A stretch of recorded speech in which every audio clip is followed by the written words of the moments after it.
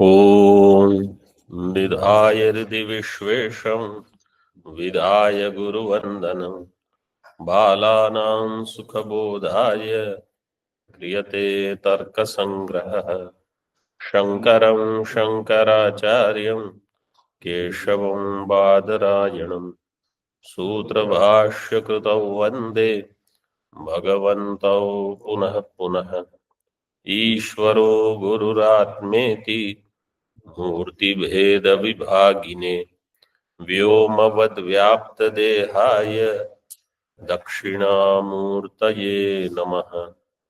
ओम शांति शांति शांति।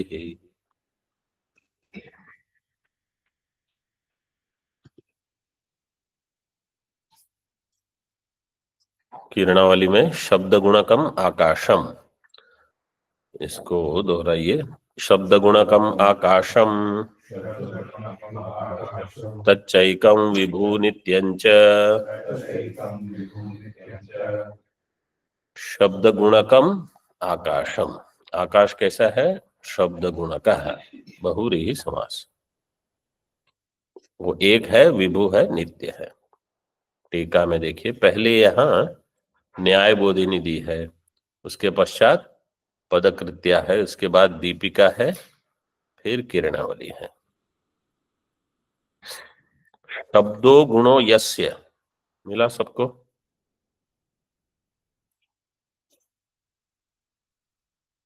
पृष्ठ क्रमांक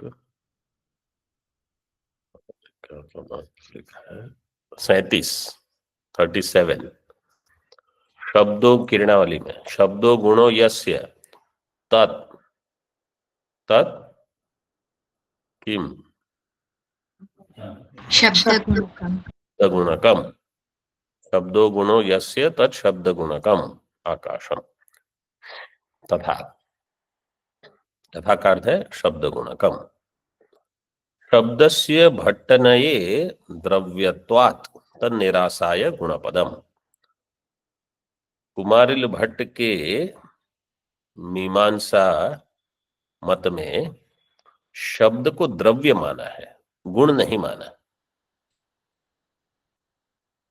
इसलिए यहां कह दिया शब्द गुणकम। गुण पद इसलिए दिया है, उन लोगों ने द्रव्य माना होगा शब्द को, उसका निराश करने के लिए गुणपदम।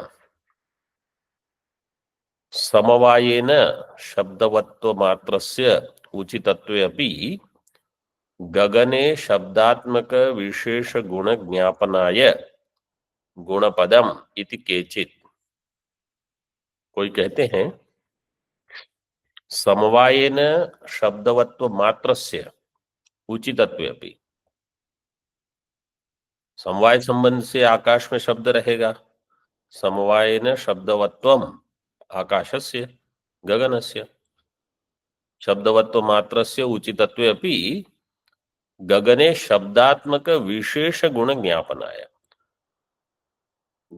शब्दात्मक विशेष गुण है वहां, ये बताने के लिए। केवल इतना कह सकते हो कि वहां इसमें भेद क्या है, ये पंक्ति में कुछ समझ में आया? समवायेन शब्दवत्व मात्रस्य उचितत्वे अपि गगने शब्दात्मक विशेष गुण ज्ञापनाय गुणपदम इति केचित। ये पंक्ति क्या कहना चाहती है?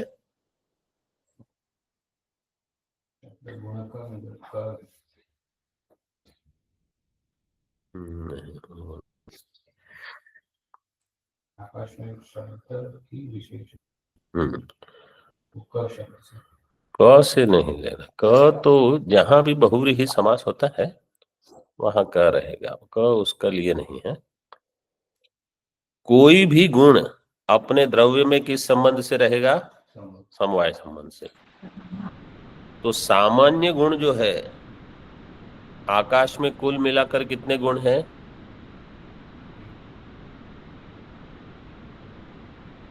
कितने कहा? 6, 6 कुल मिलाकर, मतलब टोटल 5 सामान्य, 1 विशेष। इसका एक श्लोक बताया था हमने, वायु और नवई का। हाँ, क्या था श्लोक? वायुर्नवैका दश तेजसो गुणा जल क्षिति प्राणभृताम। आपको तो याद करना ही है ये सब धीरे धीरे। दिक्कालयो हो पंच षडेव चांबरे।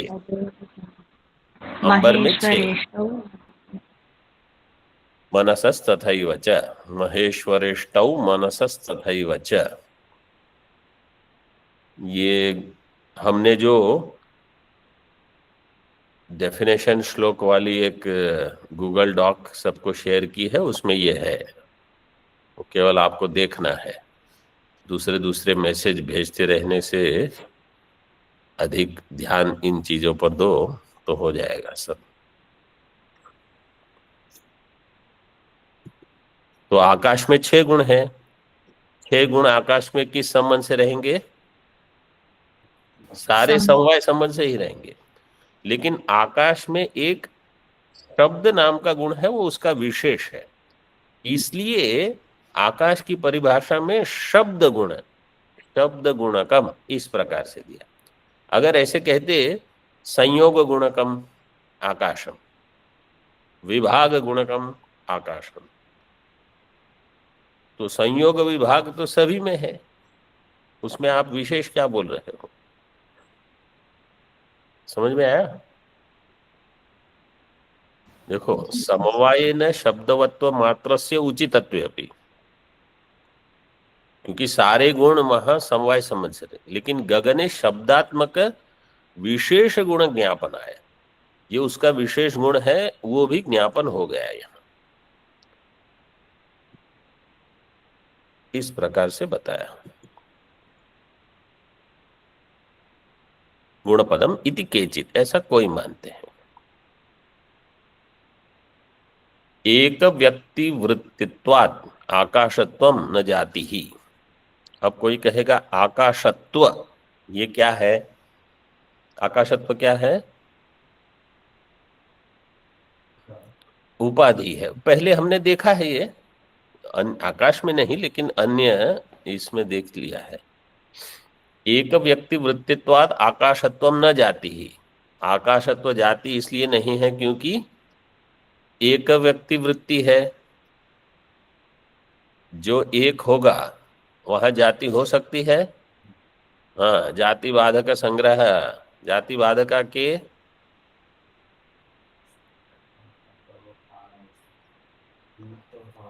धर्म।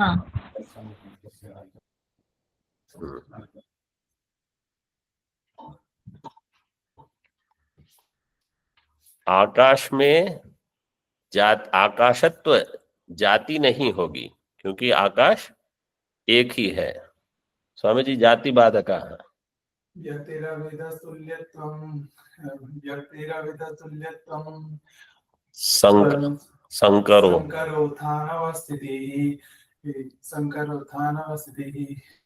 रूपहानिरसंबद्धो जातिबाधक संग्रह। रूपहानिरसंबंधो जाति बाधक संग्रह, ये श्लोक हमने देखा है, थोड़े समय पहले ही आया था। ठीक, थोड़े समय मतलब थोड़े पृष्ठ पहले ही देखा था टीका में।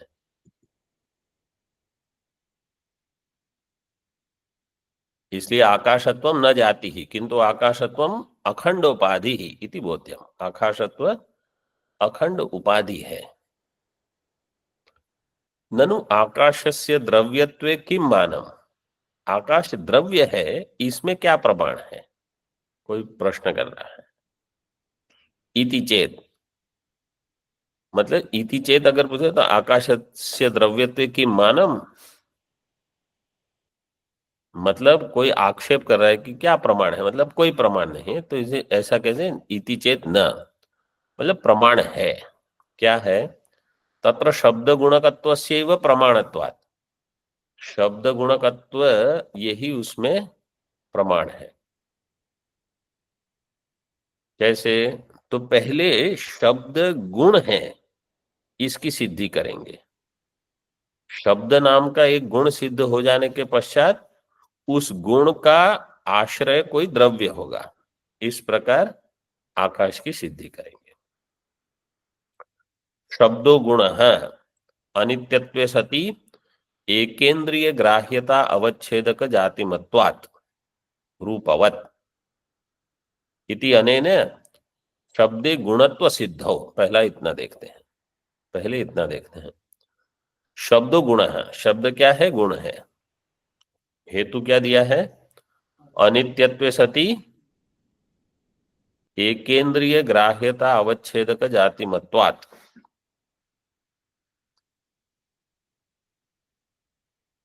रूपवत, जैसे रूप है अनित्य है और एक इंद्रिय ग्राह्यता अवच्छेदक जाति वाला है। एकेंद्रिय ग्राह्यता अवच्छेदक जातिमत्वम, एक ही इंद्रिय से ग्राह्य होगा। कौन सी इंद्रिय से ग्राह्य होगा? रूप चक्षुर इंद्रिय। चक्षुर इंद्रिय ग्राह्यता अवच्छेदक जाति वाला हो जाएगा रूप। रूप में क्या जाति होगी? रूपत्व। एकेंद्रिय ग्राह्यता अवच्छेदक जातिमत्वात्। इसी प्रकार शब्द जो है वो भी एक गुण है और वो भी अनित्यत्व सति एकेंद्रिय ग्राह्यता अवच्छेदक जाति वाला होगा, शब्दत्व जाति वाला होगा। इस प्रकार इति अनेन शब्दे गुणत्व सिद्धौ, शब्द में गुणत्व जाति सिद्ध हो जाएगी। गुण को दिखाकर फिर गुणत्व जाति सिद्ध करेगी। दृष्टांत में गुण को ही अलग दिखा रहे हैं, जैसे रूप भी तो गुण ही है। हाँ, तो प्रश्न क्या है? फिर सब तभी गुण को दृष्टांत देगी, गुण को फिर गुण की सिद्धि करना। अब गुण तो है ही, कौन विशेष गुण, मतलब गुण है ये मानकर चलते हैं। गुण की सिद्धि कैसे करोगे? तो कहीं ना कहीं गुण पहले आया था। ये जब चतुर्विंशति गुणा बताए तो उस समय बताया था कि गुण मतलब प्रत्यक्षादि से सिद्ध है। कहीं रूप है, कहीं स्पर्श है, ऐसे ही सिद्धि करेंगे तो वहां पे शब्द को दृष्टांत दे देंगे। वेदांत क्या कहेगा फिर? खंडनकार तब आएंगे, वो इन सब का खंडन करेंगे कि सभी में आपके अन्योन्य आश्रय है। लेकिन थोड़े समय तक हम आगे बढ़ते रहेंगे, फिर आगे जाके सबको प्रश्न कर देंगे। तो इसलिए ये पहले मैंने एक बार बताया था कि इसीलिए वेदांत का क्या कहना है कि ये सब अनिर्वचनीय है। आप कहते हो हम सबका निर्वचन कर देंगे, लक्षण प्रमाणाभ्याम ये लक्षण करेंगे, वो लक्षण करेंगे, यहाँ अतिव्याप्ति न हो, असंभव न हो। वास्तविकता ये है कि आप जब लक्षण बनाने शुरू करोगे तो लक्षण के जितने घटक होंगे उन सब के लक्षण बनाने पड़ेंगे। अब फिर उसके लक्षण बनाने पड़ेंगे और उसमें जो जो शब्द का प्रयोग आप करोगे वो कहीं ना कहीं अन्योन्य आश्रय देखेगा, अन्योन्य आश्रय देगा। मतलब आपने कुछ शब्द प्रयोग किया, जैसे शब्द है वो गुण है, तो अब गुण की परिभाषा करो। गुण की परिभाषा जैसे पृथ्वी क्या है? गंधवत्वम पृथिव्याः लक्षणम। ठीक है, तो पृथ्वी का लक्षण हो गया। गंध क्या है? बोले जो पृथ्वी में रहती है वो गंध है। तो अन्योन्य आश्रय कहीं ना कहीं आपको रहेगा ही रहेगा। इसलिए खंडनकार ने फिर सबका खंडन कर दिया कि अनिर्वचनीय ही है ये।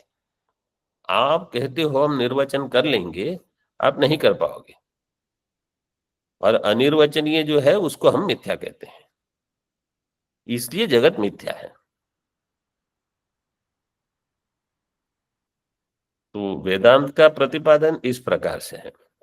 जैसे मांडुक्य में भी चतुर्थ अध्याय में जो प्रतिपादन है वो ऐसे ही है कि आप भले कुछ भी कहो, सत्कार्यवाद असत्कार्यवाद, अंत में वो अनिर्वचनीय सिद्ध होगा।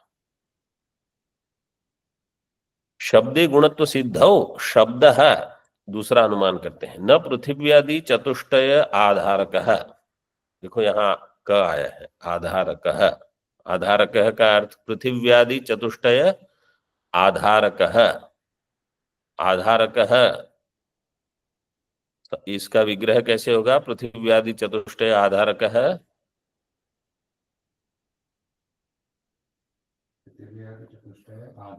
पृथिव्यादि चतुष्टयम् आधारो यस्य सह पृथिव्यादि चतुष्टय आधारकः, फिर न, न पृथिव्यादि चतुष्टय आधारक।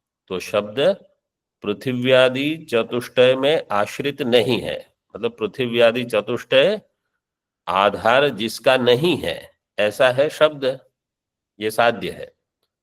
श्रोत्रेंद्रिय ग्राह्यत्वात्,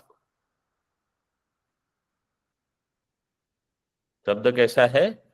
श्रोत्रेंद्रिय ग्राह्य। शब्दत्ववत्, दृष्टांत क्या दिया? जैसे शब्दत्व,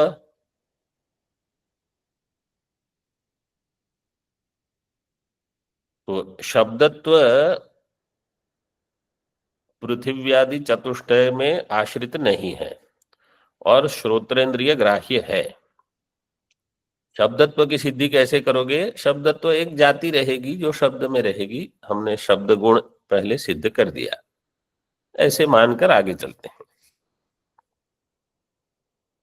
तो शब्दत्व श्रोत्रेंद्रिय ग्राह्य है, इसी प्रकार शब्द भी श्रोत्रेंद्रिय ग्राह्य होगा और पृथिव्यादि चतुष्टय उसका आधार नहीं रहेंगे। तो ठीक है, पृथ्वी आदि चतुष्टय नहीं रहेंगे, मतलब पृथ्वी, जल, तेज, वायु, चार गए। आगे देखो, शब्दों न, हाँ, इति अनेन पृथिव्यादि गुणत्व निषेध है, पृथिव्यादि का वो गुण नहीं है। शब्दों न कालादि नाम गुण है, शब्द कालादि का भी गुण नहीं है। बहिर्इंद्रिय ग्राह्यत्वात् रूपवत, कालादि के गुण, कालादि में कितने गुण हैं? 5 ही हैं। दिक्कालयो हो पंच, तो 5 गुण है, वो तो सामान्य गुण है।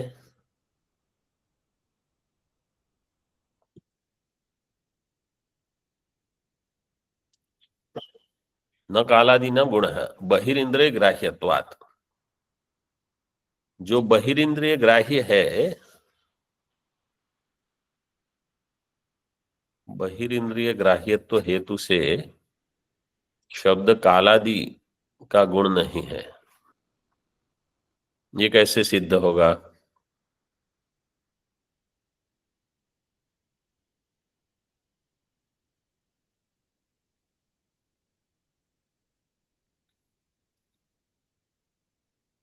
बहिरिंद्रिय ग्राह्यत्व 5 जो है सामान्य गुण, सामान्य जो गुण 5 गुण है वो क्या क्या है?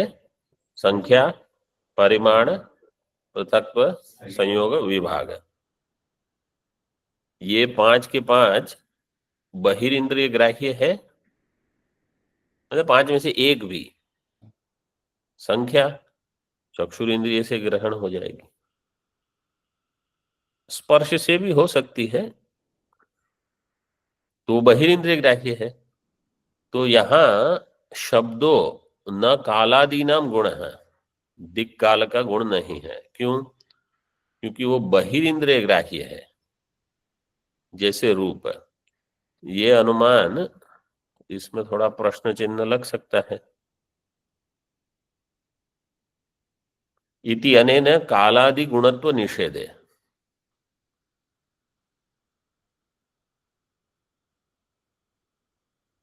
च शब्द है तो काल, अच्छा कालादि, इसमें कुछ पंक्ति छूट गई है लगता है। यहां मतलब कालादि से काल, आकाश, दिक, आत्मा, आकाश नहीं, काल, दिक, आत्मा, मन है, ये 4 को लेने हैं।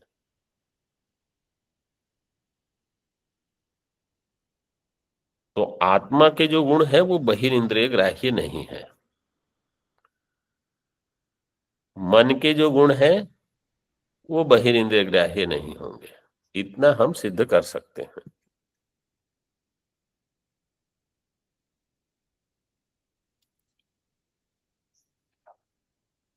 लेकिन कालादीनम, पांच जो है वही नहीं लग रहा है। हाँ, तो यहाँ कहा शब्दों, बाकी चारों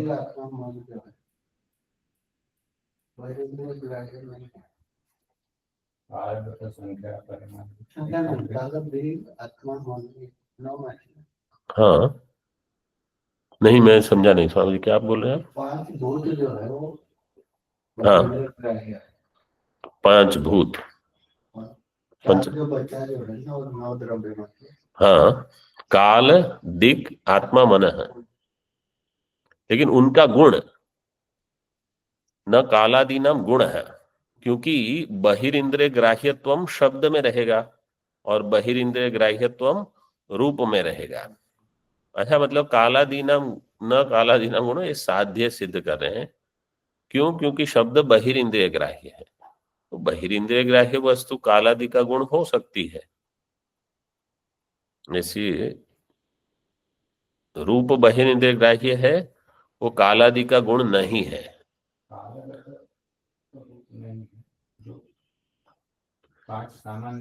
मतलब ऐसे है, काल, दिक्, आत्मा, मन, इनमें रूप है नहीं है, तो रूप नहीं है और वो कालादिक का बहिरिंद्रिय ग्राह्य है, तो रूप में बहिरिंद्रिय ग्राह्यत्व है, कालादि नाम गुणत्व नहीं है।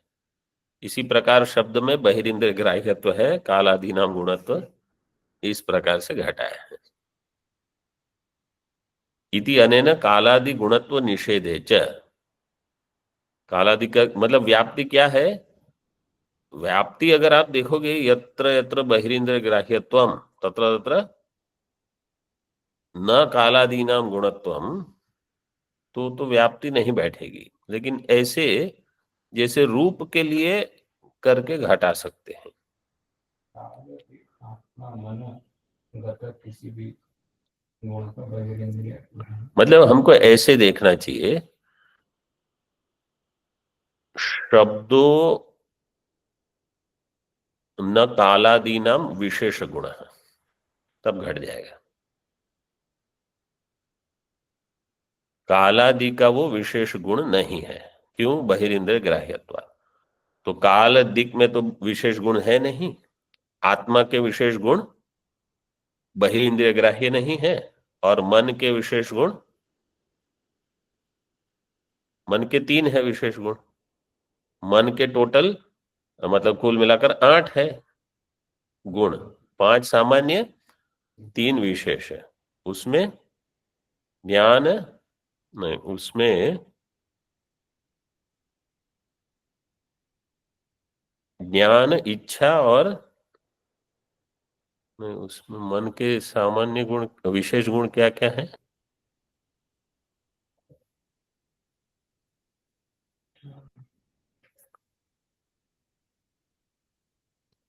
देखो, इसमें देखो,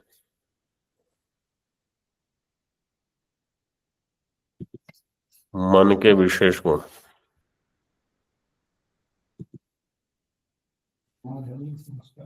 नहीं,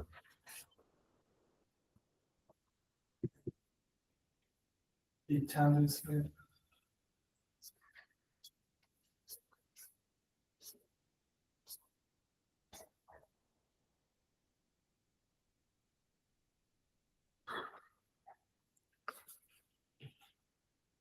तो उसमें कर्म नहीं, कर्म नहीं,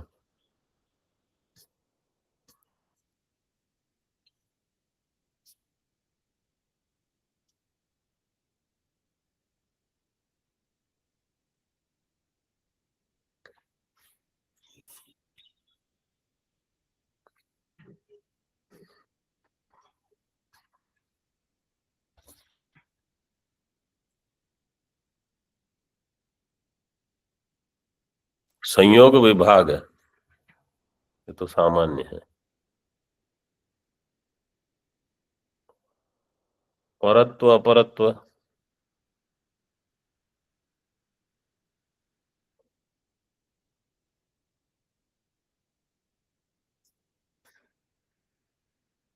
वेग एक संस्कार वहां रहेगा,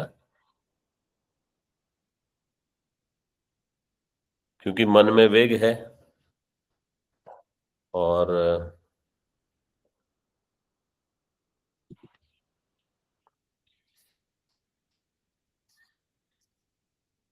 इसी में आगे दिया होगा।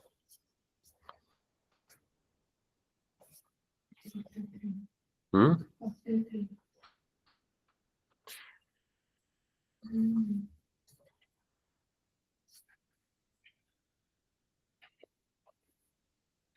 संयोग, हाँ संयोग विभाग है। क्रिया,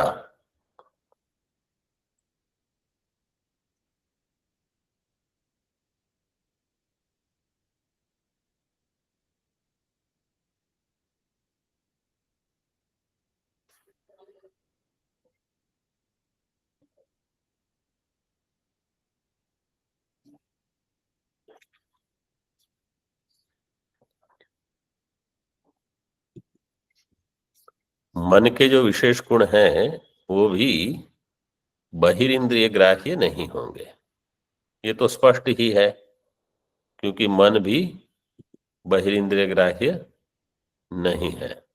इसलिए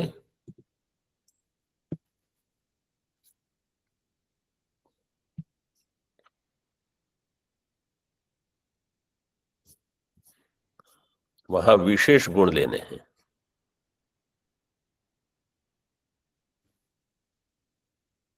शब्दों न कालादीनाम गुणः, कालादीनाम विशेष गुणः बहिरिंद्रिय ग्राह्यत्वात् रूपवत् इति अनेन कालादि गुणत्व निषेधे च शब्दः अष्टद्रव्य अतिरिक्त द्रव्याश्रितः अष्टद्रव्य अनाश्रितत्वे सति गुणत्वात्। शब्द जो है वो अष्टद्रव्य अतिरिक्त द्रव्य में आश्रित होगा। क्यों? क्योंकि अष्टद्रव्य में आश्रित नहीं है। इति परिशेषेण गगनात्मक आश्रय सिद्धे है। इस प्रकार परिशेष से शब्द का गगनात्मक आश्रय इसकी सिद्धि हो जाएगी। आकाशम लक्षयति शब्द गुणकम इति, टीका में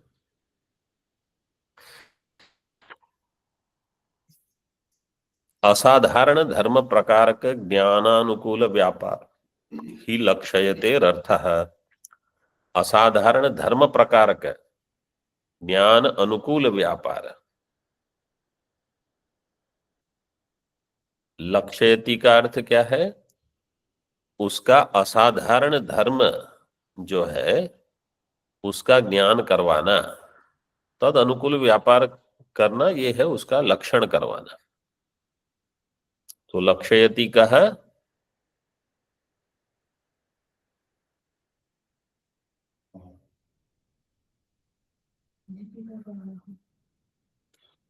मूलकार है, आगे की पंक्ति में दिया है मूलकार। आकाशम लक्षयति ये दीपिका करने का है, ठीक है, दीपिका मूल के ऊपर है। ऐसे आकाश असाधारण धर्म शब्द एव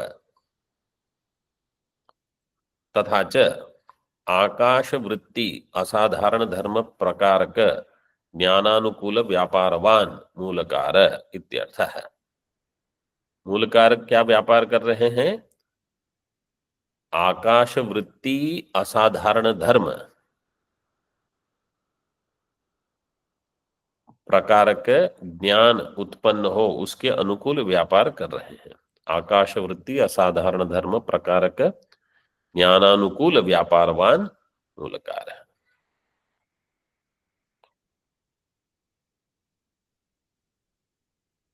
तो आकाश वृत्ति असाधारण धर्म, यहां असाधारण धर्म शब्द मतलब शब्दत्व वाला, आकाश असाधारण धर्म है शब्द, ऐसे दिया है।